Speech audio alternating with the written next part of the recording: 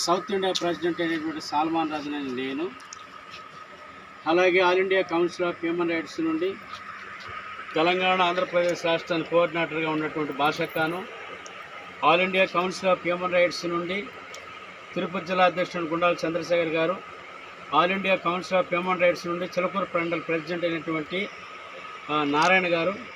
All India council of human rights నుండి vice president Dinesh గారు,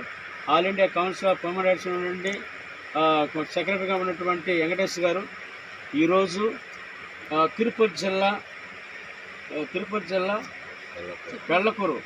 గ్రామానికి చెందినటువంటి పారాల నాగజ్యోతి పారిచర్ల నాగజ్యోతి అనేటి ఒక యువతి ఈరోజు వాళ్ళ యొక్క గృహాన్ని వాళ్ళకి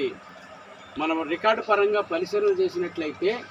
వాళ్ళకి పట్టా ఉంది, ప్రభుత్వం ఇచ్చినటువంటి పట్టా ఉంది. ఆ తదుపరి మేము చూస్తే తర్వాత కరెంటు బిల్లు ఉంది, ఇంటి పన్ను రసీదులు అన్నింటినీ ఉన్నప్పటికీ 20 సంవత్సరాలుగా నివాసం ఉంటున్నటువంటి ఈ గృహాన్ని నిర్దాక్షిణంగా పక్క ఊరికి వెళ్ళినటువంటి వారు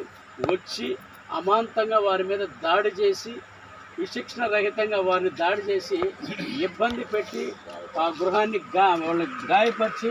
వాళ్ళ గృహాన్ని ధ్వంసం చేసిన స్థితిని మా కన్నులారా చెవులారా వింటూ ఉన్నాం. కాబట్టి ఇది యంత్రి న్యూస్లో నుంచి ఉమ్మడి రాష్ట్రంలో నుంచి ఉమ్మడి జిల్లా నుంచి వచ్చినటువంటి ఈ న్యూస్ ద్వారా మాకు అందినటువంటి సమాచారం మేరకు వాళ్ళని ఈరోజు మేము ప్రత్యక్షంగా వచ్చి వాళ్ళ కన్నులారా చూడడం జరిగింది. కాబట్టి all India council of human rights నుండి మేము హృదయపూర్వకంగా స్పందిస్తూ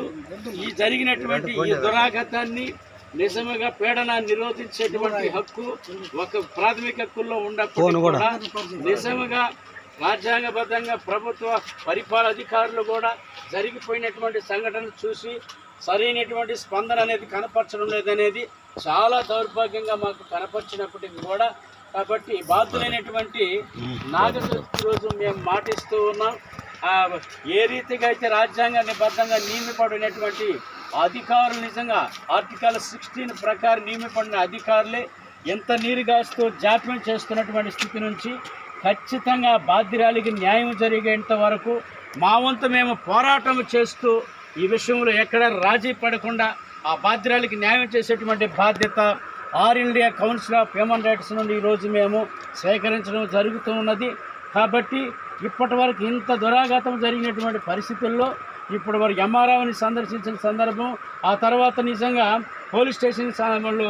సందర్శించి రిపోర్ట్ ఇచ్చిన సందర్భంలో ఇప్పటి వరకు కూడా ఎఫ్ఐఆర్ చేయకుండా ఆ నిజంగా పూర్తిగా కూల్చబడినటువంటి ఆ ఇంటికి పరిరక్షణ లేకుండా పూర్తిగా గోడలతో కూడా కూల్చివేసి తలదాచుకోవడానికి కూడా అవకాశం లేకుండా పరిస్థితుల్లో నుంచి వాళ్ళని సంరక్షించడానికి ఆర్టికల్ 19 ప్రకారం భావ స్వేచ్ఛ ప్రకటన ద్వారా వాళ్ళకి కలిగినటువంటి వేదన బాధను మేము కనులారా విన్నాము. దానిని మీ దృష్టికి తీసుకురాడు all India council of human rights తీసుకొచ్చారు. కాబట్టి వెంటనే అధికారులను స్పందింపజేసి వారికి నిజంగా న్యాయం జరిగేంత వరకు మా వంతు మేము పోరాడుతూ న్యాయం చేస్తామని మాటిస్తున్నాం. Thank you so much.